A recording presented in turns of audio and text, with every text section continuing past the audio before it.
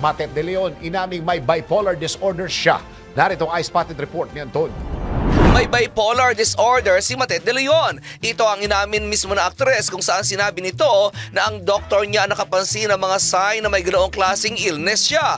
Ayon sa aktres, taong 2022 daw na ma-diagnose siya na may bipolar disorder matapos napayuhan siya ng kanyang doktor na magpatingin. Sinabi pa ng aktres na kabilang daw sa mga sintomas ng kanyang pagiging bipolar na sinabi sa kanya ng doktor ay ang pagiging impulsive buyer niya na hindi na niya iniisip ang gastos at ang pagiging mataas umano ng kanyang energy. Bukod sa pagkakaroon ng bipolar, dumaan din umano siya sa depresyon kung saan ang kanyang pamangkin umano na si Janine Gutierrez ang nagpilit sa kanya na mag-take na ng medication. At iyan aking balitang showbiz para sa impilang may todong lakas, DWIZ. Ako si Anton, nagbabalita ng tama, naglilingkod ng tama.